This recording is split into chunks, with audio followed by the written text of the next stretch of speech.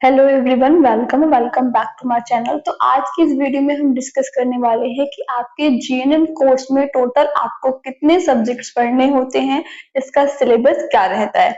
क्योंकि इससे पहले मैंने बीएससी नर्सिंग के लिए वीडियो बनाई थी, तो मुझे कुछ कमेंट्स आए थे कि प्लीज जीएनएम के लिए भी बताइए कि कितने सब्जेक्ट्स होते हैं, हमें कैसे कैसे पढ़ना होगा, उनका सिलेबस क्या होता है, इम्पॉर्टेंट टॉपिक्स क्या हैं। तो आज की इस वीडियो में हम डिस्कस करेंगे कि टोटल नंबर ऑफ सब्जेक्ट्स कितने हैं। तो अगर आप ऐसे स्टूडेंट हैं जो जीएनएम कोर्स कर रहे हैं या फिर जीएनएम कोर्स करने वाले हैं, तो ये वीडियो डेफिनेटली आपके लिए बहुत हेल्पफुल होने वाली है, क्योंकि इस वीडियो में हम डिटेल में जानेंगे कि कितने सब्जेक्ट्स हैं, किस तरीके से आपने उनसे डील करना है। ठीक है, तो मेरी आप सबसे रिक्वेस्ट है कि अगर आप चैनल पे नए हैं तो इसको सब्सक्राइब करके बेल आइकन को प्रेस कर सकते हैं, क्योंकि इस चैनल पे आपको इतना सारा कंटेंट मिलता है। आपको नर्सिंग से रिलेटेड, भले फिर आपके वैकेंसी अपडेट्स हो या फिर नर्सिंग सब्जेक्ट्स के लेक्चर्स हो, तो प्लीज इस चैनल को सब्सक्राइब करके बेल आइकन को प्रेस कर दीजिए। तो आइए दोस्तों, स्टार्ट करते हैं वीडियो। सबसे पहले हम बात करेंगे जो सब्जेक्ट्स की ना, वो ईयर वाइज करेंगे। ठीक है, फर्स्ट ईयर में कितने सब्जेक्ट्स होते हैं, सेकेंड ईयर में कितने सब्जेक्ट्स पढ़ने हैं, थर्ड ईयर में कितने पढ़ने हैं।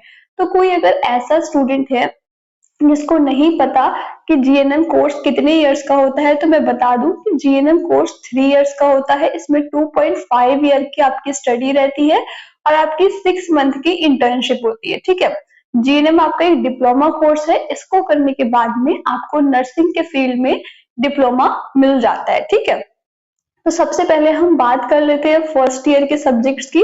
तो देखो, फर्स्ट ईयर में आपका बायो साइंस होता है। ठीक है, जिसको हम बीएससी नर्सिंग में एनाटॉमी एंड फिजियोलॉजी बोलते हैं, यहाँ पे उसको हम बायो साइंस बोलते हैं। इसमें आपका एनाटॉमी एंड फिजियोलॉजी आता है, साथ साथ माइक्रोबायोलॉजी आता है। ठीक है, सेकेंड है आपका बिहेवियरल साइंस। ठीक है, बिहेवियरल साइंस के अंदर आपका साइकोलॉजी पढ़नी होती है, आपको सोशियोलॉजी पढ़नी होती है। ठीक है, नेक्स्ट है आपका नर्सिंग फाउंडेशन। नर्सिंग फाउंडेशन में आपको फंडामेंटल ऑफ नर्सिंग पढ़नी है और आपको फर्स्ट एड पढ़ना है। तो देखो, ये सारे ही सब्जेक्ट बहुत इंपॉर्टेंट है। क्यों? क्योंकि एनाटॉमी एंड फिजियोलॉजी ऐसा सब्जेक्ट है जो आपका बेस बनाता है। ठीक है, अगर आपको नॉर्मल चीजें पता होंगी अपनी बॉडी के बारे में, तो आपको जो आने वाले ईयर्स होते हैं उसमें आप डिजीज कंडीशन पढ़ते हो तो आपको बहुत इजी हो जाता है। ठीक है, वही नर्सिंग फाउंडेशन की बात करें तो इसमें जो भी प्रोसीजर्स होते हैं, जो भी केयर होती है आप हॉस्पिटल में देते हो पेशेंट को, वो सारी की सारी आप यहाँ पे सीखते हो। ठीक है, नेक्स्ट आपका होता है कम्युनिटी हेल्थ नर्सिंग, कि एक नर्स का क्या रोल है कम्युनिटी एरिया में। ठीक है, तो ये भी बहुत ही इंटरेस्टिंग सब्जेक्ट हो जाता है। तो यहाँ पे टोटल आपको 4 सब्जेक्ट्स पढ़ने होते हैं। कम्युनिटी हेल्थ नर्सिंग में भी आपका इन्वायरमेंटल हाइजीन, हेल्थ एजुकेशन और न्यूट्रिशन जो है वो इसके ही अंदर इंक्लूड हो जाता है। ठीक है, कम्युनिटी हेल्थ के अंदर आपका CHN फर्स्ट, इन्वायरमेंटल हाइजीन और हेल्थ एजुकेशन, कम्युनिकेशन स्किल्स और न्यूट्रिशन इंक्लूड हो गया। उसके बाद में आपको फर्स्ट ईयर में ही इंग्लिश पढ़नी होती है, कंप्यूटर एजुकेशन पढ़नी होती है। ठीक है, तो ये कुछ आपके सब्जेक्ट्स हैं जो आपको फर्स्ट ईयर में पढ़ने होते हैं। तो अगर ओवरऑल आप देखोगे तो कितने सब्जेक्ट्स हो रहे हैं आपके, आपके टोटल 6 सब्जेक्ट्स हो रहे हैं। ठीक है, इंग्लिश एंड कंप्यूटर, और उसके बाद में आपके यहाँ पे bio science, behavioural science, nursing foundation और कम्युनिटी हेल्थ। इसके अंदर अदर सब्जेक्ट इंक्लूडेड है, लेकिन ओवरऑल हम बात करें तो इतने 6 सब्जेक्ट्स आपके फर्स्ट ईयर में आपको पढ़ने होते हैं। ठीक है, अब बात करते हैं सेकेंड ईयर की, कि सेकेंड ईयर में कितने सब्जेक्ट्स पढ़ने होते हैं। तो आपको मेडिकल, सर्जिकल, नर्सिंग पढ़ना होता है फर्स्ट और सेकेंड। फर्स्ट और सेकंड में ज्यादा डिफरेंस नहीं होता, लेकिन बस आपका जो पूरा सब्जेक्ट है उसको 2 पार्ट्स में डिवाइड कर दिया जाता है। ठीक है, नेक्स्ट आपका आता है मेंटल हेल्थ नर्सिंग। जो आपने साइकोलॉजी अभी फर्स्ट ईयर में पढ़ी थी, उसी के बेसिस पे डिजीज कंडीशन पढ़ते हो आप मेंटल हेल्थ में। ठीक है, साइकोलॉजी भी बहुत इंपॉर्टेंट है क्योंकि वो बेस बना देगा आपका। अगर आपको साइकोलॉजी अच्छे से क्लियर है तो आपका मेंटल हेल्थ बहुत ही इजीली हो जाएगा। ठीक है, नेक्स्ट आता है आपका चाइल्ड हेल्थ नर्सिंग। ठीक है, इसमें जो भी छोटे बच्चों को डिजीज कंडीशंस होती हैं उनके बारे में आप पढ़ते हो। ठीक है, तो टोटल आपके 3 सब्जेक्ट्स होते हैं सेकेंड ईयर में। अब बात करते हैं आपके थर्ड ईयर की। थर्ड ईयर को यहाँ पे पार्ट 1 पार्ट 2 कर रखा है, मैं आपको बताऊंगी ऐसा क्यों करा है। ठीक है, तो पहले आप पढ़ते हो मिडवाइफरी एंड गायनेकोलॉजिकल नर्सिंग। ठीक है, यानी कि ओबीजी आप ओबीजी पढ़ते हो फर्स्ट सब्जेक्ट। सेकंड आता है कम्युनिटी हेल्थ नर्सिंग सेकंड। देखो एक कम्युनिटी हेल्थ तो आप जो है फर्स्ट ईयर में पढ़ के आ गए हो, ठीक है, वो हाफ पोर्शन था।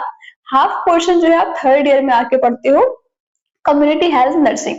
तो आपके थर्ड ईयर में टोटल 2 सब्जेक्ट्स होते हैं, ठीक है, और इनके प्रैक्टिकल भी होते हैं, ठीक है। जो भी सब्जेक्ट्स मैंने आपको यहाँ बताया, थ्योरी और प्रैक्टिकल।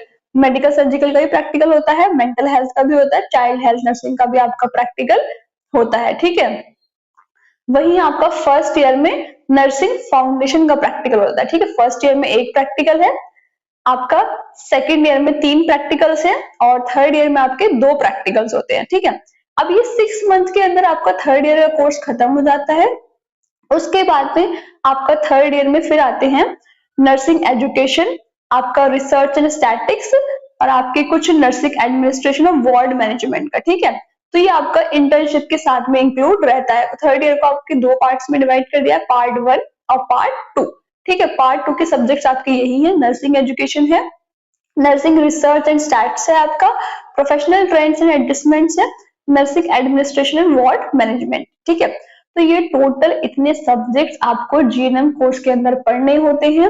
अगर आप जीएनएम करने में इंटरेस्टेड हो तो ये बहुत अच्छा कोर्स है, क्योंकि इसको करने के बाद में आपको जॉब मिल जाती है, और साथ ही साथ आप बहुत सारी गवर्नमेंट जॉब्स के लिए भी प्रिपरेशन कर सकते हो। लेकिन उसके लिए आपको एक्सपीरियंस जो होता है इंडिया में 2 इयर्स का, या फिर आपने पोस्ट बेसिक करी होनी चाहिए। लेकिन आपको बता दूं, कुछ कंट्रीज ऐसी भी हैं जो जीएनएम को एज अ फ्रेशर भी लेती है, रजिस्टर्ड नर्स, ठीक है। जैसे आपका जर्मनी हो गया, आपका यूके है, वहां पे आप एज अ रजिस्टर्ड नर्स बन के भी जा सकते हो। तो जीएनएम कोर्स करना टाइम ऑफ वेस्ट नहीं है। अगर जीएनएम कोर्स कर रहे हो या फिर इंटरेस्टेड हो करने में, तो इसको अपना बेस्ट देके करो, अपनी क्लिनिकल नॉलेज, अपनी जो थ्योरेटिकल पोर्शन है उनको अच्छे से करो, ठीक है, और उसके बाद में एक अच्छी सी जॉब अपने लिए सिक्योर कर सकते हो। अब हम नेक्स्ट वीडियो में बात करेंगे कि इसका सिलेबस क्या होगा, ठीक है। तो अगर आपको ये वीडियो अच्छी लगी हो, आपके लिए हेल्पफुल रही हो, तो प्लीज इस वीडियो को ज्यादा से ज्यादा लाइक करना, अपने दोस्तों के साथ भी शेयर करना, ताकि उनकी भी हेल्प हो जाए, ठीक है। और मुझे कमेंट सेक्शन में बता सकते हो कि अगर आपके दिमाग में कोई टॉपिक है जिसको आपको लगता है कि मुझे उस पर वीडियो पहले बनानी चाहिए, तो मैं डेफिनेटली ट्राई करूंगी, और ज्यादा स्टूडेंट्स बोलेंगे तो उस पर हम वीडियो पहले बनाएंगे। और हाँ, मैं नर्सिंग के सब्जेक्ट जो है आपके, उन पे भी लेक्चर्स बनाती हूँ। तो अगर आपने वो वीडियोस अब तक मेरी नहीं देखी है, तो वहां से वो वीडियोस भी देख सकते हो। मैंने पूरी कोशिश करी है जो आपके नर्सिंग के टॉपिक्स हैं उनको बहुत ही इजी वे में एक्सप्लेन करने के लिए, ठीक है। तो प्लीज चैनल पे अगर नए हो तो इसको सब्सक्राइब करके बेल आइकन को प्रेस कर लेना। कोई डाउट, कोई क्वेरी है तो पूछ लेना कमेंट सेक्शन में। इंस्टाग्राम का लिंक यहाँ चैनल पे आपको मिल जाएगा, वहां से कर सकते हो मुझसे कांटेक्ट, या फिर टेलीग्राम ग्रुप पे भी ज्वाइन कर लेना, क्योंकि वहां पे बहुत सारे अपडेट्स, आपके नोट्स, पीडीएफ मैं शेयर करती रहती हूँ, ठीक है। तो तब तक के लिए thank you and have a nice day.